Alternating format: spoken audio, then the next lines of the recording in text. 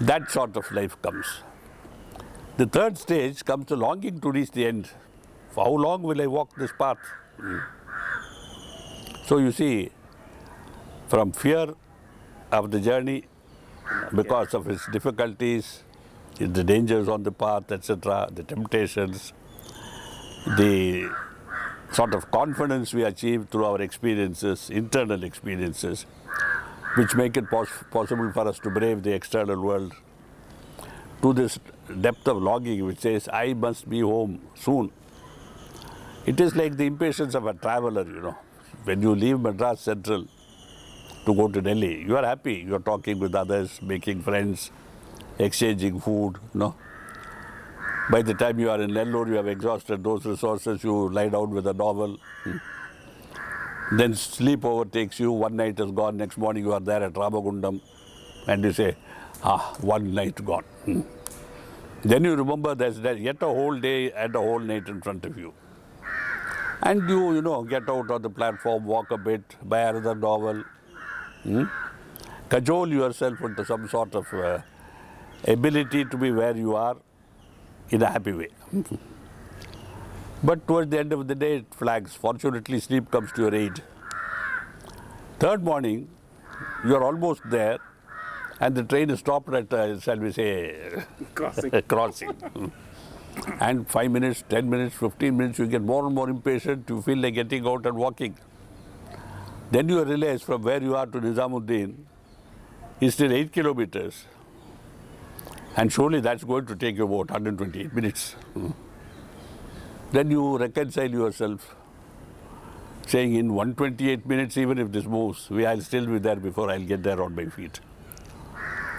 Then comes a resignation that it's too late to do anything now except to surrender to my circumstances and sleep.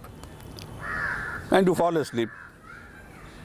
Suddenly you are shaken awake by the coolie on New Delhi railway station. He says, "Saab, nahi Delhi aa gayi hai." Our journey is like that, spiritual journey. Towards the end, people tend to fall asleep. And then suddenly you find a gentle snake and you look up and there's Babuji smiling and says, "Where were you?" Like it happened to me once in one of the sittings he gave me, It was a very deep, powerful sitting, 1.25 hours or something. And he called me thrice. I did not wake up because he told me later. He said, "3 baar humne tumhe bulaya." Then he shook me awake and he said, "Where were you?" I said, "Only you know." So you see, at the end of the journey too, when it culminates and there you are, you come to the understanding that the end of the journey was only the master who was with you all your life. It's not a place. It's not even a person. Babuji is only, shall we say, giving form to an ideal which we cherish. And when we see that form, we are happy. Like a baby is happy when it sees its mother.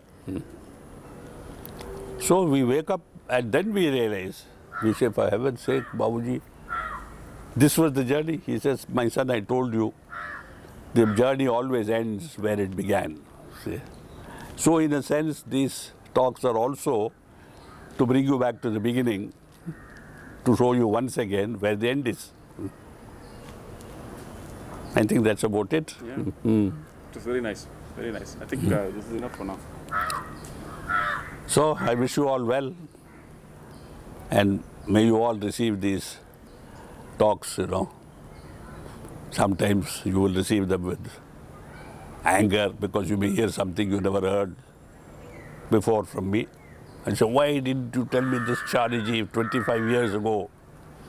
Some of you will hear it with boredom, for heaven's sake, Chariji, not again. See? And some of you will hear it with the freshness of hearing it for the very first time, and that is what we need.